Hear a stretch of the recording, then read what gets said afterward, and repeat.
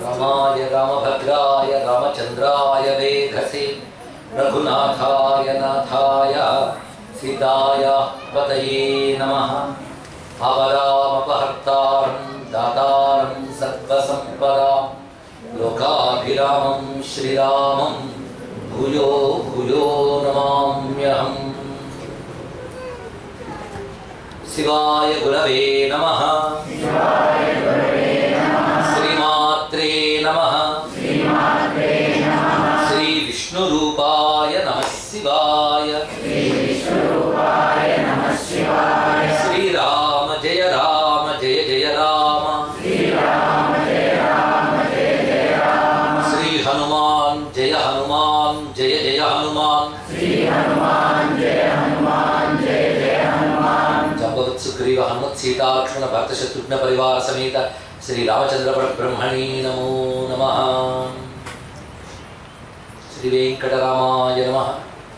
హనుమద్రామ సమాగమం అనే ఘట్టాన్ని మనం ప్రారంభించుకున్నాం. ప్రథమంగా ఆంజనేయ స్వామి వారు రామచంద్రమూర్తిని దర్శించినటువంటి సన్నివేశం.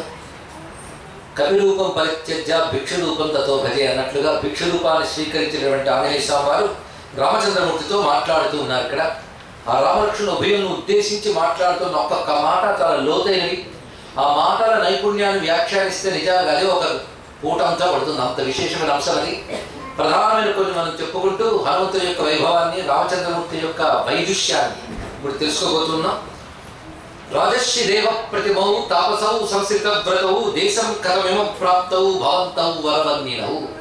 ఒక్క మొదటి మాటలోనే రామలక్ష్మణులు అంటే ఏదో చెప్పాడు ఆంజనేయ స్వామి. ఒక్క మాటలో రాజర్షి దేవ ప్రతిమౌ అన్నట్టు. మీరు ఎలా ఉన్నారంటే రాజ ఋషి దేవస్వరూపములుగా ఉన్నారన్నాడు. రాజ ఋషి దేవ మూడు చెప్పబడింది. రాములో ఉన్న లక్షణాలు, ఆయన సాక్షాత్ నారాయణుడు కనుక దైవత్వం కనబడుతుంది ఆయన శరీరంలో. రెండు, ఒక ధర్మమునందే నిలబడి ఉంటూ వైరాగ్యవంతుడిగా జటాజూటమును ధరించి ఉన్నాడు కనుక ఋషి లక్షణం కనబడుతుంది. రెండో వైపు ఆ మహానుభావులు ఉత్తమమైనటువంటి ఇక్ష్వాకు వంశంలో ఉద్భవించారు కనుక ఆ క్షత్రియ లక్షణం కనబడుతుంది. కానీ రాజ ఋషి దేవ మూడు లక్షణాలు. ఒక్క మాటతో రాముడు అంటే ఏమిటో చెప్పాడు ఆంజనేయ స్వామి. అది తెలుసుకోవాల్సింది. అదే రాముల్లో ఏమిటి మనం పరిశీలించాలి? ఉత్తమ క్షత్రియ లక్షణాలు, ఋషి లక్షణాలు, దైవ లక్షణాలు మూడు రాముల్లో ఉన్నాయి. మాటలు మనకు తెలుస్తుంది. అటువంటి మీరు తాపసౌ సంస్కృత వ్రతౌ, తపస్సులే ఏదో ఒక నియమానికి కట్టుబడి ఉన్నట్లుగా కనబడుతున్నారు. ఇక్కడ ఆ నియమంతో కట్టుబడి వస్తున్నట్టుగా ఉన్నారు. ఏ కారణం చేత ఈ ప్రాంతానికి వచ్చారు? మిమ్మల్ని చూస్తుంటే అనిపిస్తోంది ఉభౌ యోగ్యావహం మన్యే రక్షితం పృథివీ విమా. మీరు వీరు సమస్త పృథివిని రక్షించగలవారు అని నేను అనుకుంటూ ఉన్నాను. సర్వభూషణ భూషార్హ కిమర్థం న విభూషితా.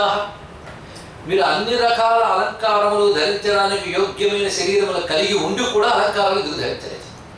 అంత చక్కగా అడిగాడు చూడండి. అలంకారాలు ధరించడానికి ఏముండాలి అంటే సొమ్ములు ఉండాలి కాదు, ముందు దానికి దిగిన శరీరం ఉండాలి.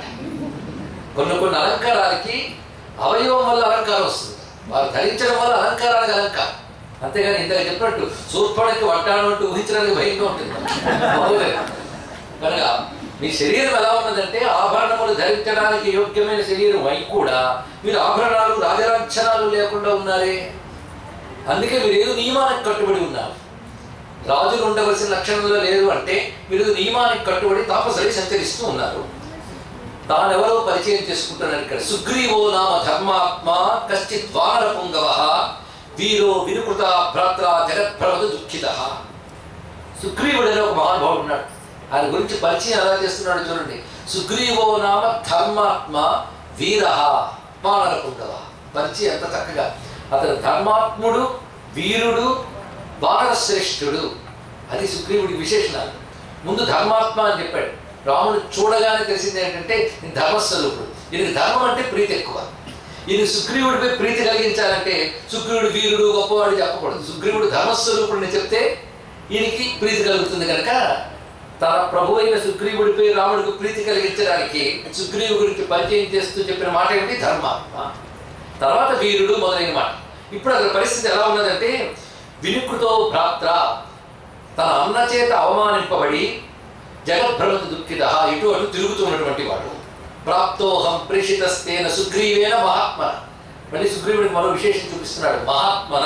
మహాత్మన అంటే గొప్ప స్వభావము కలవాడు. మహాత్ముడు అంటే గొప్ప స్వభావము కలవాడు. ఇది ప్రధానమైన అర్థం. గొప్ప స్వభావం కలిగిన ధర్మాత్ముడు వీరుడైన ఆయన పంపగా వచ్చినటువంటి వాడు నేను.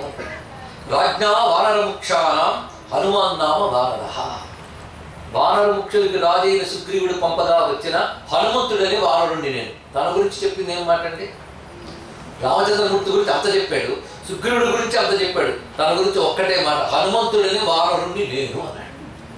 మన పోటీగాళ్ళం పరిచయం చేసుకుంటే ముందు రివర్స్ ఉంటుంది. మన గురించి అంతా, అవతల వాడి గురించి కొంత ఉంటుంది విషయాలు. ఇంకోటి గురించి చెప్తే లేకపోలేదు. కానీ ఇది చెప్పేటప్పుడు రామచంద్రమూర్తిని ఎంత చక్కగా చెప్పాడు, సుగ్రీవుని గురించి ఎంత గొప్పగా చెప్పాడు, తన గురించి ఎంత చెప్పాడు. ఇది తెలుసుకోవాలి. మనం అనుకుంటూ ఉంటాం, మనం చెప్తూ ఉన్నప్పుడు అవతల వాళ్ళు మన గురించి ఆనందిస్తున్నారు. ఎప్పుడూ ఆనందించు గుర్తుపెట్టుకోండి. ఎప్పుడే మన గొప్పలు మనం చెప్తున్నాడు మనకు తృప్తిగా ఉంటూ ఉంటుంది, కానీ అవతల వాడు తృప్తి చెందాడు. ఇది లోకంలో సగం. అని ఎప్పుడు కూడా మన చేతలు మన గురించి తెలియజేస్తాయి, మన మాటలు మన గురించి తెలియజేస్తాయి, కానీ మన గురించి మనమే తెలియజేయాలని తాపత్రయపడకూడదు. హనుమంతుడి దగ్గర నేర్చుకోవాల్సిన కమ్యూనికేషన్ స్కిల్స్ ఇవన్నీ కూడా. మీరు ఎవరి దగ్గరికి వెళ్ళి మన గొప్పతనం మొదలు పెడితే వాడి తర్వాత వాడు వినడు. అవతల వాడి గురించే మీరు చెప్పగలిగినటువంటివి పలికిమాల పొగడ్తలు కాకుండా మీ దగ్గర ఈ గొప్పతనం మొదలు గుర్తించాను అనేది వ్యక్తపరచగలిగితే వాడికి ముందుగా సౌమనస్య భావం ఏర్పడుతుంది. తర్వాత తాను ఎవరితో ఇతనికి స్నేహం చేయదలుచుకున్నాడు వెంటనే ఆలోచించాడు మహానుభావుడు. చూడండి, ఇక్కడ కేవలం సుగ్రీవుడికి చెప్పి తెలుసుకుని వెళ్తాను అని చెప్పినవాడు వెంటనే సుగ్రీవుడికి మిత్రత్వం కల్పించాలని అప్పటికప్పుడు నిర్ణయం తీసుకున్నాడు. అది గొప్పతనం. అంతేగాని ఇతరులతో స్నేహం అయితే బాగుంటుంది కానీ ఇప్పుడు సుగ్రీవుడిని అడుగొస్తాను కాదు. ఆయన ఏది హితమో అప్పటికప్పుడు నిర్ణయించుకున్నాడు. పైగా సుగ్రీవుడు నీతో స్నేహం చేయాలనుకుంటున్నాడు అని కూడా చెప్పాడు. ఇక్కడ ఆయన చెప్పాడండి సుగ్రీవుడు. ఇక్కడ మనం గమనించవలసినది ఆ మహానుభావుడు చెప్పినటువంటి అద్భుతమైనటువంటి అంశం. ఎప్పుడైతే ఈ విధంగా చెప్పాడో వెంటనే రామచంద్రమూర్తి ఆనందపరచుడి ఆ పక్కన ఉన్నటువంటి మహానుభావుడితో చెప్తున్నాడట. లక్ష్మణస్వామితో.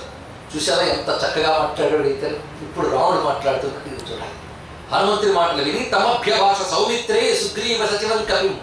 సుగ్రీవ మిత్రుడు సచివుడు అనగా మంత్రి మాట్లాడుతున్నాడు. విన్నావా ఎంత చక్కగా మాట్లాడాడంటే, వాక్యజ్ఞం మధురై వాక్యై స్నేహయుక్త మలిందమం. హనుమంతుడి మాటలు ఎలా ఉన్నాయో రాముడు చెప్తున్నాడు. ఇక్కడ మనం గమనించవలసిన అంశం ఏంటంటే, అవతలి వాడు మాట్లాడినప్పుడు అందులో ఏది గొప్పతనమో గుర్తించడం కష్టం, గుర్తించితే ఒప్పుకోవడం మరీ కష్టం. పైగా విద్వానేవ విజానాతి విద్వజ్జన పరిశ్రమం అని ఒక మాట ఉన్నది. సృష్టిలో ఒక పండితుడి గొప్పతనం మరొక పండితుడికే తెలుస్తుంది. హనుమంతుడు ఎంత గొప్పగా మాట్లాడాడు అనేది మళ్ళీ అంతటి పండితుడే చెప్పాలి. కానీ లోకంలో ఒక భయంకరమైన విషయం ఒకటి ఉన్నది. ఒక పండితుడు గొప్పతనం ఇంకో పండితుడు ఒప్పుకోడు. అది ఉన్నది లోకం. కానీ హనుమంతుడి యొక్క పాండిత్యాన్ని రాముడు ఒప్పుకుంటున్నాడంటే ఆయన పాండిత్యం ఎంత గొప్పదో చూడండి. ఇక్కడ ఒక విద్వాంసుడు మరొక విద్వాంసుడిని ఒప్పుకోవడం అనే సంస్కారం రాముడి దగ్గర తెలుసుకోవాల్సిన గొప్ప అంశం. పైగా అందరూ ఎక్కడ ఏ గొప్పతనం ఉందో చెప్తున్నాడు. ఇక్కడ హనుమంతుడి మాటల్లో ఏ గొప్పతనం ఉందో చెప్తున్నాడు. నిజానికి చెప్పాలంటే హనుమంతుడి వాక్యం అంటే రాముడు వ్యాఖ్యానం చేశాడు విశేషం. అందులో గొప్పతనం చూపిస్తున్నాడు. ఇతని వాక్యములు మధురముగా ఉన్నాయి. మధురము అంటే వింటున్న కొద్దీ ఇంకా వినాలనిపిస్తే ఆ మాటలు మధుర వాక్యం అంటారు. పైగా ఈ మాటలన్నీ స్నేహయుక్తం అలిందం, స్నేహంగా ఉన్నాయి. శత్రుత్వం ఎక్కడ కనిపించట్లేదు. ఒకవేళ శత్రువు అయినా సరే ఈ మాటలు పెట్టి స్నేహంగా మారిపోతాడు. అంత చక్కగా ఉన్నాయి ఈ మాటలు. పైగా ఇతను ఎంతో చదువుకుంటేనే కానీ ఇలా మాట్లాడాడు. ఏం చదివాడంటే, నా ఋగ్వేద వినీతస్య నా యజుర్వేద ధారిణ నా సామవేద విదిషో శక్యమేవం ప్రభాషితం. ఇది హనుమన్ వాక్యకోవిద అని వాల్మీకి ఒక్క మాటలో సూచించి దాని వ్యాఖ్యానం ఇదంతా కూడా. ఇతడు ఋగ్వేదంలో వినీతుడై, యజుర్వేదంలో ధారణ కలిగి, సామవేదంలో వైదుష్యం కలిగిన వాడే ఇలా మాట్లాడగలడు. ఈ మాటలు కూడా చాలా జాగ్రత్తగా. ఇప్పుడు రాముడు వారి మాటలు వ్యాఖ్యానిస్తే పెద్ద ఉపన్యాసమే అవుతుంది. సామాన్యంగా ఇక్కడ 3 వేదాల్లో నేర్పరి అయితేనే ఇలా మాట్లాడగలడు అన్నారు. ఈ మాట చెప్పడంలో ఉద్దేశం ఏంటి? 3 వేదాల్లో నేర్పరిని ఒక్క మాట అనొచ్చుగా. మాట్లాడినప్పుడు ఋగ్వేదంలో వినీతుడు, యజుర్వేదంలో ధారణ, సామవేదంలో వైదుష్యం అన్నాడు. ఈ మాట అనాలంటే వేదాలు బాగా అధ్యయనం చేస్తే కానీ అనలేదండి. రామచంద్రమూర్తి దీన్ని బట్టి వేదాంగవేత్త అని తెలుస్తుంది. ఋగ్వేదంలో వినీతుడు, వినీత అంటే ట్రైన్డ్ అండ్ లెర్నెడ్, ఇది అర్థం కదా. వినయం అది కలవాడు వినీతుడు. వినయం అంటే ఓడిపోవడం వంగిపోవడం కాదు. వినయం అంటే లెర్నింగ్ అండ్ ట్రైనింగ్ అని అర్థం. అది కలిగిన వాడు లెర్న్డ్ అండ్ ట్రైన్డ్ అని అంటారు. ఋగ్వేద విషయంలో ఏముండాలంటే మంచి శిక్షణ పొందాలి. దానిలో ఆ వేదం యొక్క లక్షణం. యజుర్వేదంలో ఏం చేయాలంటే జ్ఞాపకం బాగా పెట్టుకోవాలి, ధారణ. ఎందుకంటే యజ్ఞంలో వాడేటప్పుడు ఏ ప్రక్రియకి ఏ మంత్రం అనేది ఇప్పుడు గుర్తుపెట్టుకోవాల్సింది. సామవేదం సంగీతాత్మక స్వరం దానికి తోడుతుంది. అది స్వరంతో సహా మంత్రములు పలికేటప్పుడు దానిలో వైదుష్యం కలిగి ఉంటుంది. అది 3 వేదాలు 3 లక్షణాలు చెప్పాడు. ఈ 3 వేదముల యొక్క అంతర్భాగమే అధర్వణ వేదం కనుక విడిగా ఇక్కడ మాట్లాడలేదు. ఈ 3 లక్షణాలు అధర్వణ వేదంలో ఉంటాయి. మొత్తానికి హనుమంతుడు సర్వ వేదముల యందు నేర్పరి. హనుమంతుడు ఏం చదువుకున్నాడు చెప్పాడు చూడండి. ఇక్కడ బట్టి మనం మాట్లాడే మాట మనం ఏం చదివామో చెప్తుంది, మన మనస్సు ఏమిటో చెప్తుంది, మన ఉద్దేశం ఏంటో చెప్తుంది, మన ఆరోగ్యం కూడా చెప్తుంది. తెలుసుకోవాలి, ఇన్ని ఉంటుంది.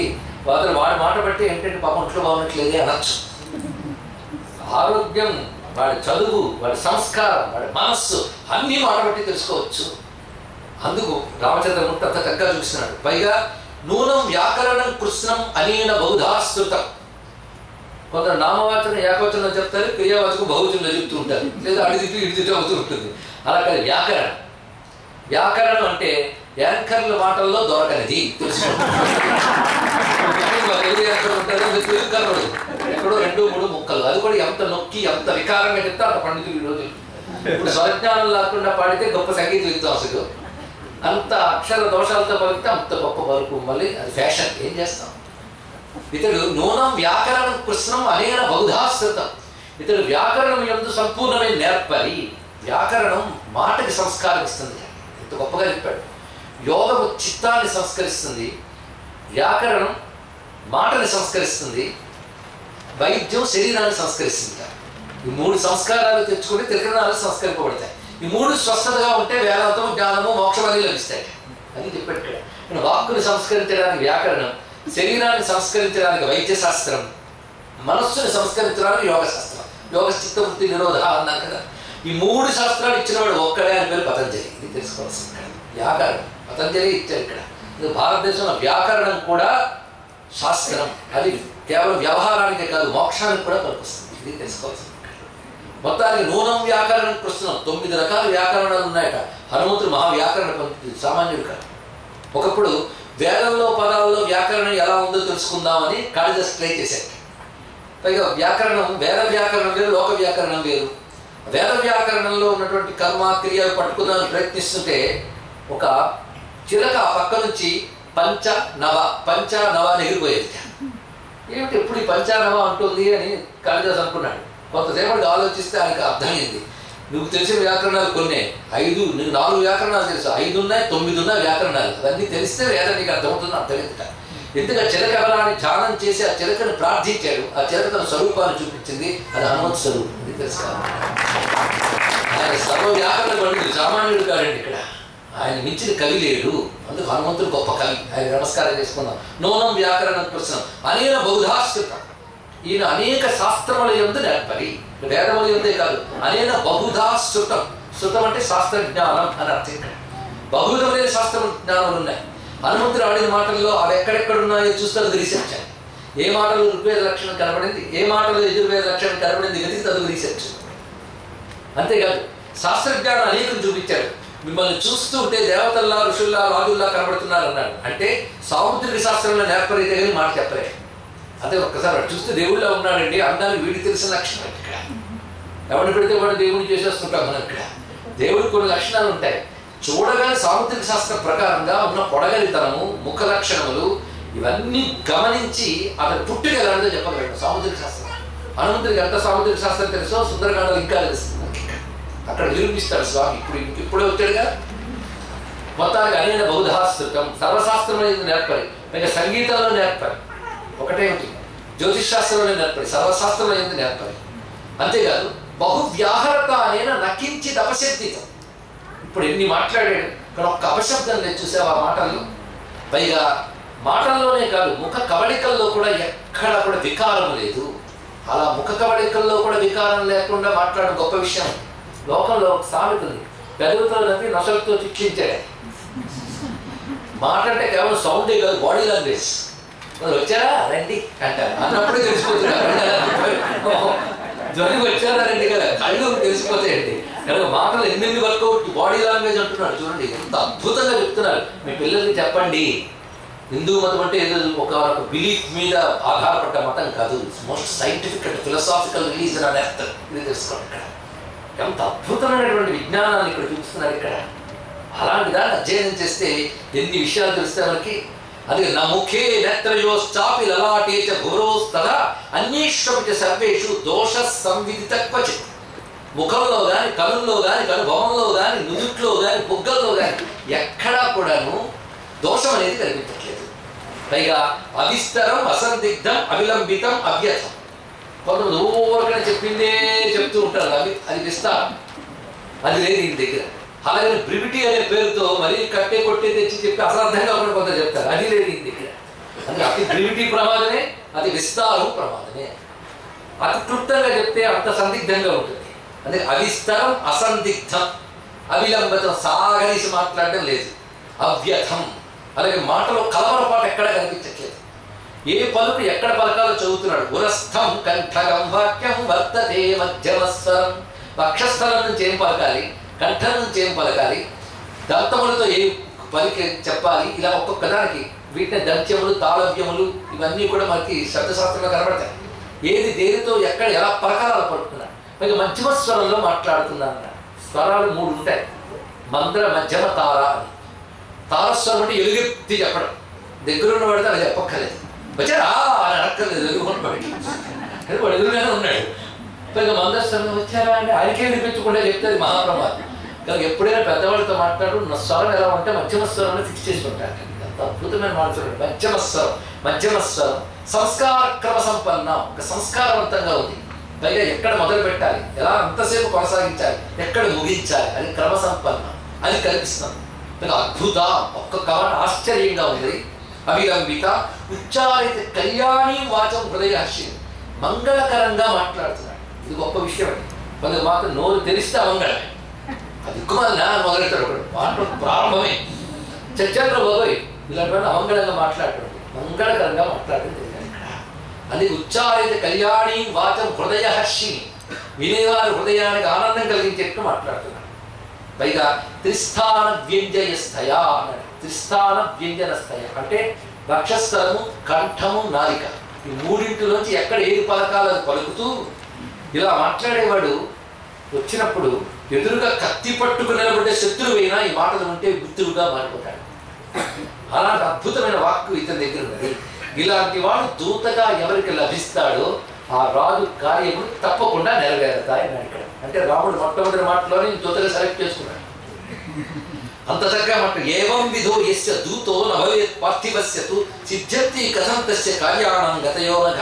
అంటే ఏ కార్యం కోసం మనం ఇక్కడికి వచ్చామో ఆ కార్యం నెరవేరాలంటే ఈయన దూతగా ఉండాలన్న భావం ఇందులో కనబడతాయి. ఇటువంటి వాడు దూతగా లభించకపోతే ఆ రాజు కార్యాలు ఎలా నెరవేరుతాయి అన్నాడు. ఎప్పుడైతే ఈ మాట అన్నాడో వెంటనే ఆంజనేయ వారు భిక్షు రూపం పరిత్యజ్య వానరం రూపం ఆస్థిత.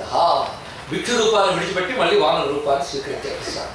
ఎందుకంటే తానేమిటో తెలిసాక తన అసలు రూపం చూపించాడు. అక్కడ చూపించి పుష్పమారోప్య దౌవీరో జగామతకుండారు. వాళ్ళిద్దరిని తన భుజాలపై కూర్చోబెట్టుకుని సుగ్రీవుడికి తీసుకొచ్చారు.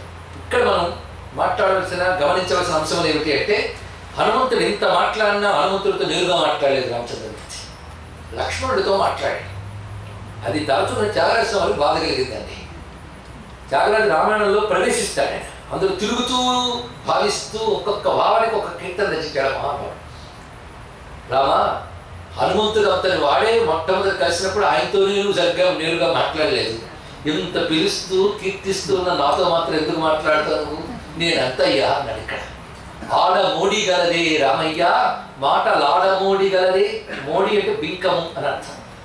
మాట్లాడడానికి బింకమా రామా అని చదువులన్నీ తెలిసి శంకరాంశుడై సదయుడు ఆశుగ సంభవుండు మొక్క కథలు తమ్ముని పల్కగా చేసితివి త్యాగరాజే పాటి.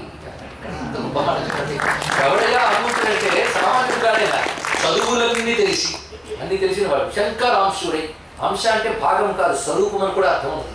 శంకరాంశుడు, శంకర స్వరూపుడైనటువంటి వాడు. పైగా సదయుడు అంటే దయా మొదలైన గొప్ప గుణములు కలవాడు. అలాంటి ఆంజనేయ స్వామి మాట్లాడితేనే ఆశుక సంభవుడు అంటే వాయుపుత్రుడు. ఆయన మాట్లాడితేనే కథలు తమ్ముని పల్కగా చేసేది త్యాగరాజే పాటి అన్నాడు. ఆర్తితో చూడండి. అంతేకాదు రామచంద్రమూర్తి మాట ఎంత తీయగా ఉంటుందో మనం చూడాలి. రాముడి మాటలు ఎంత మధురంగా ఉన్నాయి. పలుకు కండ చక్కెరను గెరుని పణతులార వినరే అన్నాడు త్యాగయ్య మరో కీర్తనలో. రాముడు పలుకులు ఎలా ఉన్నాయి త్యాగయ్యకి తెలుస్తా, అంత మధురంగా మాట్లాడతాడు. కండ చక్కెర తెలుసు కదా, కండ చక్కెర అలా ఉంటుంది రాముడు పలుకు. అంత తీయని పలుకులతో హనుమ పలుకులను మెచ్చుకొని హనుమ ద్వారా సుగ్రీవుని చేరుకొని సుగ్రీవుడితో స్నేహం చేశాడు. ఇక్కడ వరకు మనం చూసాం. ఇప్పుడు సుగ్రీవ సఖ్యమైనది. సుగ్రీవ సఖ్యం అయ్యాక కేవలం సఖ్యం అంటే కూర్చొని కబుర్లు చెప్పుకోవడం కాదండి, ఒక అవసరంలో ఒకరు ఆదుకోవాలి. ఆదుకుంటామని అగ్నిసాక్షిగా వాళ్ళు స్నేహాన్ని స్వీకరించారు అక్కడ. ఇప్పుడు మనం గమనించవలసిన మరొక అంశం, సుగ్రీవుడు అదృష్టం. ఏమిటయ్యా అదృష్టం ఏంటి? అతను చేసిన మంచి పని ఏమిటంటే హనుమంతుని పట్టుకున్నాడు. అది ఒక్కటే సుగ్రీవుడు చేసిన గొప్ప పని కాదు. ఇక్కడ తుమ ఉపకార సుగ్రీవ కిన్హ రామమిలాయ రాజపతి దిన్హ. తుమ ఉపకారం, హనుమంతుడు ఉపకార స్వభావం కలవాడు. అలాంటి హనుమంతుని పట్టుకున్నాడు. అందుకే అన్నదమ్ముడు వెంట పెట్టినా సంపదలన్నీ పోయినా హనుమంతుని వదలకుండా పట్టుకున్నాడు. ఒక్క చేసిన మంచి పనికి హనుమంతుడు చేసిన ఉపకారం ఏంటయ్యా అంటే రాముడు చెయ్యి చేతులు పెట్టాడు. ఇంకేం కావాలి? కానీ హనుమంతుడిని పట్టుకుంటే రాముడు దొరుకుతాడు. ఇది చెప్తున్న విషయం, ప్రధానమైన అంశం. దాని సుగ్రీవుడే పెద్ద ఉదాహరణ. ఆ విధంగా రామచంద్రమూర్తితో స్నేహం కల్పించారు ఆంజనేయ స్వామి. ఎంత ఉపకారం చేశాడు మహానుభావుడు. ఆ తర్వాత వాలిని వధిస్తానని మాట ఇచ్చాడు. ఎందుకంటే ధర్మభ్రష్టుడైన వాడి యొక్క అధీనంలో రాజ్యము దెబ్బతింటుంది కనుక అతన్ని సంహరించి రాజ్యాన్ని రక్షించాలి. ఇది ప్రధానమైన ఉద్దేశం. అంతేగా అక్కడ వాళ్ళని చెప్పి సుగ్రీవుడు మేలు కలిగించడం కాదు, వానర జాతికి మేలు కలిగించాలి. అది ప్రధానమైన ఉద్దేశం ఇక్కడ కనబడుతున్నాయి.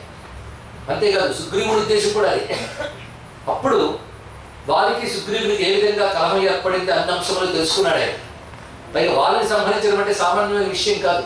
దానికి గాను సుగ్రీవుడు కొన్ని పరీక్షలు పెట్టుకున్నాడు రామచంద్రమూర్తితో. చూడండి ఇక్కడ మొదటగా వాలి సుగ్రీవుడు కలిసి ఉండేవారు. కానీ దుందుభి అనేటువంటి ఒక రాక్షసుడు దున్నపోతు శరీరం కలిగినటువంటి వాడు, వాడితో యుద్ధం జరిగింది. ఈ వాలి సుగ్రీవుడు ఉభయులు వెళ్ళారు. వాలికి దుందుభికి యుద్ధం జరిగింది. వాళ్ళిద్దరూ గుహలో దూరారు. ఎప్పటికీ బయటికి రాలేదు. కొంతసేపటికి నెత్తులు బయటకు వచ్చింది. దుందుభిని చూసిన ఈయనకి ఆ దుందుభి వాలిని సంహరించాడేమో, ఇప్పుడు కానీ దుందుభి బయటకు వస్తే మొత్తం వానర రాజ్యం అంతా దెబ్బతింటుంది కనుక రాజ్యక్షేమం కోసమని తాను ఆ రాతిని ఒకదాన్ని గుహద్వారం కింద కప్పి సుగ్రీవుడు వెనక్కి వచ్చాడు. నిజానికి దుందుభి సంహరింపబడ్డాడు, వాలి క్షేమంగా ఉన్నాడు. వాలి ఆ రాతిని తొలగించుకుని వచ్చాడు. వాలిని చూసినటువంటి సుగ్రీవుడు ఆనందించాడు. అన్నా, నువ్వు క్షేమంగా ఉన్నావా? నాకు తెలియలేదు, నువ్వు మరణించావు అనుకున్నాను, నన్ను క్షమించు, వచ్చి నువ్వు రాజ్యం వెళ్ళుకో అన్నాడు. ఓరి దుర్మార్గుడా, నువ్వు రాజ్యం కోసమనే నన్ను వంచి పనిచేసావంటే నా దోషము లేదు, నీ పాదములు పట్టు బతుకులాడుతున్నాను, నా తప్పు లేదు అని తాను అగ్నిసాక్షి మొదలైనవన్నీ చెప్పినప్పటికీ కూడా వినలేదు అతను. ఎందుకంటే పరాక్రమం ఉందిన అహంతో తమ్ముడిని క్షమించలేదు, సరిగదా సంహరిస్తానన్నాడు. వెంటబెట్టాడు. వెంటబెట్టుడు పారిపోయాడు. ఆ సమయంలో ఋష్యమూక పర్వతంపై ఒక ఆయన తపస్సు చేసుకుంటున్నాడు. ఈ దుందుభిని సంహరించిన తర్వాత వాలి ఆ దుందుభి దేహాన్ని విసిరెట్టాడు. అది అక్కడ తపస్సు చేసుకుంటున్న ఒక ఆయన మీద పడింది. ఇది ఎవరు విసిరేదో వాడు కానీ పర్వతం మీద ప్రవేశిస్తే వాడు వాడు నశిస్తాడని చెప్పించాడు. అది ఇతనికి తెలిసి అక్కడికి తేరలేదు. అందువల్ల సుగ్రీవుడు క్షేమంగా ఉన్నాడు అక్కడ. ఇప్పుడు తానే రాజ్యం మొత్తం ఆక్రమించుకున్నాడు. పైగా తమ్ముడు భార్య అయిన రుమని కూడా తాను స్వీకరించాడు. పెద్ద దోషం అది తెలుసుకోవాల్సింది. వానర మర్యాదలు నర మర్యాదలు రెండు ఉంటాయి. అప్పుడు వానర జాతి మనం అనుకుని ఈ కూతురు కావు, ఆ వానర జాతి లేదు. అది త్రేతాయుగం నాటి కథ. వాళ్ళకి కొన్ని వ్యవస్థ, కొన్ని కట్టుబాట్లు ఉన్నాయి. వాళ్ళ మృగజాతి అయినప్పటికీ కూడా కొన్ని నియమాలు వాళ్ళకు ఉన్నాయి. అందులో అన్నదమ్ముల యొక్క భార్యల్ని వాళ్ళు బ్రతుకున్నంతకాలం అన్న భార్యని తల్లిలా చూడాలి, తమ్ముడి భార్యని కూతురులా చూడాలి బ్రతుకున్నంతకాలం వానర మర్యాదల్లో. మరణానంతరం మాత్రం వారి భార్యను వీరు స్వీకరించి రక్షణ కల్పించవచ్చు. ఇది మరణానంతరం. కానీ ఇక్కడ తమ్ముడు బ్రతుకున్నాడని తెలిసి కూడా తమ్ముడు భార్యను స్వీకరించాడు. ఇది చేసిన దోషం. అటువంటి అధర్మాన్ని సహించలేని రామచంద్రమూర్తి నేను వాళ్ళని వధిస్తానన్నాడు. వధిస్తానన్నా మంచిదే కానీ వాళ్ళని వధించినంత తేలిక కాదయ్యా. ఆ దుందుభి శరీరాన్ని అవలేలాగా ఎగరగొట్టాడు కదా, అలాంటి దుందుభి శరీరం ఇక్కడే ఉంది. ఇప్పుడు దాన్ని నువ్వేమైనా కదపగలిగితే నాకు కొంచెం నమ్మకం కలుగుతుంది అన్నట్టు సుగ్రీవుడు. నేను రామచంద్రమూర్తి మందహాసం చేసి సరేనని ఎక్కడుంది ఆ శరీరం అన్నాడు. తీసుకెళ్ళి చూపించారు దుందుభిది. వెంటనే తన కాలి వేలితో గిరాటు వేశాడు. అది ఎగిరిపోయింది. వెంటనే ఆనందించాక ముందు సంతోషించి మరి డౌట్ పడ్డాడు. అప్పుడో పడిన బాడీ ఈ మధ్య ఎండిపోయి వచ్చి బలహీనపోయి ఉంటుంది అన్నాడు. సరే నీకు ఇంకేదైనా పరీక్షలు చూసుకున్నాడు ఆయన. అక్కడ 7 మద్ది చెట్లు వరుసగా ఉన్నాయి. 7 మద్ది చెట్లని ఒకే బాణంతో పట్టాలి. వారి బలం ఏంటో నీకు తెలుసు. అంటే వారి వక్షస్థలం చీల్చబడాలి అంటే ఒక వేగంతో వరుసగా ఉన్న 7 మద్ది చెట్లను ఏకకాలంలో చేర్చగలిగితే వారి శరీరాన్ని చేర్చగలరు. ఈ పరీక్షలు బట్టి తెలుసుకోవాల్సింది ఏంటంటే ఒక్క బాణంతోనైనా వారిని కొట్టడం సామాన్యం కాదు, అది తెలుసుకోవాల్సింది. రామచంద్రమూర్తి సులభంగా 7 మద్ది చెట్లను ఒక్క బాణంతో తీర్చివేసేటప్పుడు అప్పుడు విశ్వాసం కలిగింది. అప్పుడు యుద్ధానికి సిద్ధమయ్యాడు సుగ్రీవుడు వారితో. వెంటనే వెళ్ళి చిక్కురించాడు, ప్రేరేపించాడు.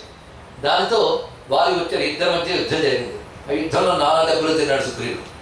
వెంటనే ఆ చాటునున్న రామచంద్రమూర్తి వద్దకు వచ్చి ఏమిటయ్యా రామా ఇలా పనిచేసావు అన్నాడు. ఇక్కడ ఇద్దరు ఒకలాగే ఉన్నారయ్యా అని ప్రత్యేకించి నిన్ను పోల్చుకున్నట్టు మాల వేస్తానని లక్ష్మణస్వామి గజ పుష్పి అనేటువంటి పుష్పాలతో మాల చేసి తీసుకొస్తే రామచంద్రమూర్తి అది మెడలో వేసి ఇప్పుడు వెళ్ళాడు. అంటే నువ్వు నావాడవి అనేటువంటి ఒకనొక రక్షణ. ఇప్పుడు యుద్ధం జరుగుతుంది. ఆ యుద్ధం జరుగుతున్నప్పుడు రామచంద్రమూర్తి బాణాలు వేస్తున్నాడు. ఇక్కడ ఈ సన్నివేశం రామచరిత్ర హాయిగా వెళ్ళిపోతూ ఉన్నప్పుడు కొందరికి కొంచెం సందేహాన్ని కలిగించే అంశాల్లో ఉంటుంది. ఎంత గొప్ప అవతార పురుషుడైనప్పటికీ కూడా అతని జీవితంలో మామూలు వాళ్ళకి అర్థం కాని ఒకనొక గ్రంథి ఉండిపోతుంది. గ్రంథి అంటే ముడి, చిక్కు ముడి అంటారు దాన్ని. ఇక్కడ దీన్ని గ్రంథులు అంటారు. ఇక్కడ గ్రంథుల్లో ఒక మహాకావ్యముల యందు మహాత్ముల చరిత్రలో తప్పకుండా ఒక ముడి పడిపోతుంది. ఆ ముడి మనం సామాన్యులకు అర్థం కాదు. ఇక్కడ వీటిని ధర్మ సూక్ష్మములు అని అంటారు. ఇది తెలుసుకోవాల్సింది. ధర్మ సూక్ష్మములు. ధర్మ సూక్ష్మములు అంటే అధర్మంలా కనబడుతుంది కానీ ధర్మం ఉంది అంటే ధర్మ సూక్ష్మాలు. ధర్మ సూక్ష్మ డెఫినిషన్. ఎందుకంటే ఒక్కొక్కప్పుడు సూటిగా ధర్మం చేస్తామంటే కుదరదండి. అలాంటి పరిస్థితుల్లో ధర్మ సూక్ష్మాలు ఉపయోగించాలి. ఇది తెలుసుకోవాల్సింది. ధర్మ సూక్ష్మాలు అధర్మం ఉండదు. ఉదాహరణకు సత్యం పలకాలి. ఒకటికి ప్రాణాంతకమైన పరిస్థితి ఏర్పడుతుంది. ఒకటి సత్యం పలికితే వాడు ప్రాణం పోతుంది. అప్పుడు ఏం చేయాలి? అసత్యం పలికినా వాడిని కాపాలి. అప్పుడు అసత్య దోషం రాదుతాడు. అసత్యం అధర్మమే కానీ దాని ప్రయోజనం బట్టి అది ధర్మము అధర్మము నిర్మాణమైంది. అందుకే ధర్మము ధర్మ సూక్ష్మము 2 విషయాలు ఉంటాయి. ధర్మ సూక్ష్మం తెలియాలి. ధర్మ సూక్ష్మం తెలిస్తేనే కానీ అర్థం కాదు. ఇది మహాత్ముల యొక్క ప్రతి చరిత్రలో, ప్రతి మహాత్ముల చరిత్రలో ఉంటూ ఉంటాయి. అవతార పురుషుల చరిత్రలో వెంటనే మనం స్థూలంగా ఆలోచించి చెట్టు చాటు నుంచి కొట్టాడు కదండి అనేయకూడదు. అక్కడ ఉన్నటువంటి సన్నివేశాన్ని పరిశీలించాలి. మనకు సందేహం మిగల్చకుండా వాల్మీకి అక్కడ సమాధానం చెప్పాడు. జాగ్రత్తగా పరిశీలించాలి ఇక్కడ. ఎందుకంటే రాముడు కృష్ణుడు ఏదో ఒక పని చేసేసి అది ధర్మం అని సమర్థించుకోవాలి. ఇది తెలుసుకోండి. ఇక్కడ ఇది ధర్మం అని స్పష్టంగా తెలిస్తే కానీ పని చేయదు. వాళ్ళకు ఉన్న గొప్ప ధర్మతి. పైగా అలా అధర్మం చేయవలసిన అవసరము వాడికి లేదు. అందులో ఇది అధర్మం కూడా కాదు. అందుకే ధర్మం స్థూలంగా నిర్ణయింపబడదు, సూక్ష్మంగా ఆలోచించాలి అన్నారు ఇక్కడ. అందుకే ధర్మంలో అనేక భేదములు ఉంటూ ఉంటాయి. ఇవన్నీ తెలిసి మాట్లాడవలసింది. నేను జీవితంలో అసలు సత్యం పలకడమే ఎరగని వాళ్ళు కూడా, ఏమాత్రం నిగ్రహం లేని వాళ్ళు కూడా మరి రాముడు చెట్టు నుంచి కొట్టేయండి అని అంటూ ఉన్నారంటే వాడు సరిగ్గా గమనించట్లేదు. బహుధా రూపిత సూక్ష్మ ధర్మం ఇది అన్నారు. బహుధా రూపిత సూక్ష్మ ధర్మం అనేక విధాలుగా నిరూపించవచ్చు. ఇక్కడ ఈ సన్నివేశాన్ని పరిశీలిస్తాను. ఎప్పుడైతే 2వ మారు కూడా వచ్చి సుగ్రీవుడు పిలిచాడో వాళ్ళకి మహా కోపం వచ్చి చేతిలో మదిరా పాత్ర ఉంది అది అక్కడ పెట్టి బయటకు రాబోతున్నాడు. అప్పుడు తార ఆపింది. భార్య ఏమిటి ఎక్కడికి వెళ్తున్నాడు చూడు, మళ్ళీ పిలిచాడు. ఇందాక దెబ్బలు తిని వెళ్ళి కూడా దెబ్బలు తిని వెళ్ళి మళ్ళీ పిలిచాడంటే కొంచెం ఆలోచించు. వెనకాల ఏదో చూసుకుని పిలుస్తున్నాడు నీ తమ్ముడు. కేవలం శరీర బలం ఉందని చెప్పి సహంకరించడం కాదు, ఇది కూడా ఉపయోగిస్తూ ఉండడం. బుద్ధి బలం ఉంది, అది ఉపయోగించు. నేను అప్పుడే వేగుల వల్ల తెలుసుకున్నాను. దీన్ని బట్టి తార ఎంత రాజనీతి చేతులో తెలుసుకోండి. ఇక్కడ రామాయణంలో స్త్రీమూర్తులను రీసెర్చ్ చేస్తే ఆనాడు స్త్రీలకు ఉన్నటువంటి గొప్పతనము వాళ్ళ మేధస్సు కూడా మనకు వ్యక్తం అవుతుందని తెలుసుకోవాలి. బాగా చెప్తోంది. కొంచెం బుద్ధిశక్తిని కూడా ఉపయోగించు. ఒక బలహీనుడు నీ ముందు నిలబడ్డానికే జంకేవాడు ఒకసారి రావడమే ఆశ్చర్యం. దెబ్బతిని మళ్ళీ వచ్చాడంటే ఆలోచించు. నేను వేగుల వల్ల తెలుసుకున్నాను. దశరథ పుత్రుడైనటువంటి రామచంద్రుడు లక్ష్మణ సహితుడే తనకు అండగా ఉన్నాడన్న వార్త నేను గమనించాను. నాకు తెలిసింది. ఆ కారణం చేతి చెప్తున్నాను. నువ్వు అటు ఇప్పుడు యుద్ధానికి నువ్వు ఉపక్రమించుకో. పైగా మొదటి నుంచి హెచ్చరిస్తూనే ఉన్నాం మేమందరం. నా మాట వినలేదు. నీ తమ్ముడు నిష్కపటి, అతని కపటము లేదు, అతనిలో దోషము లేదు, అతన్ని చేరదీయు. బలవంతుడే నీ తమ్ముడితో నువ్వు ఉంటే నీకు ఇంకా క్షేమం అని చెప్పాను. కానీ నువ్వు వినలేదు. ఇప్పుడు చెప్తున్నావు నీ తమ్ముడిని చేరది, అతనికి నీపై శత్రుత్వం లేదు, నీ వల్ల ప్రమాదం లేకుండా చూసుకుందామని ప్రయత్నిస్తున్నాడే తప్ప నీకు శత్రుత్వం లేదు, ఇప్పటికీ మించిపోలేదు. నువ్వు చేరది, తమ్ముడిని చేరది. పైగా రాముడంటే ఏమిటనుకున్నావు? నాకు తెలిసిన విషయం చెప్తున్నాను అంటూ తార. ఇప్పుడు ఈ మాటలు మనకు కూడా పనికొస్తాయి. రాముడంటే ఏమిటో. నివాస వృక్ష సాధూనాం ఆపన్నానాం పరాంగతి. రాముడు నివాస వృక్ష సాధూన, ఎక్కడెక్కడ పక్షులు చెట్టును ఆశ్రయించినట్లుగా సత్పురుషులందరూ ఆయన ఆశ్రయిస్తారు. ఈ చెప్పడంలో సుగ్రీవుడు సత్పురుషుడు అనే మాట కూడా ధరిస్తున్నది. సత్పురుషులకు ఆశ్రయమైన వాడు, ఆపన్నానాం పరాంగతి, ఆపదలో ఉన్న వారికి గొప్ప దిక్కు రాముడు. ఇది రామచంద్రమూర్తి అంటేనే సత్పురుషులకు ఆశ్రయమైన వాడు, ఆపదలో ఉన్న వారిని ఆదుకునేవాడు. ఆర్తానాం సంశ్రయశ్చైవ, ఆపదలో ఉన్నవారు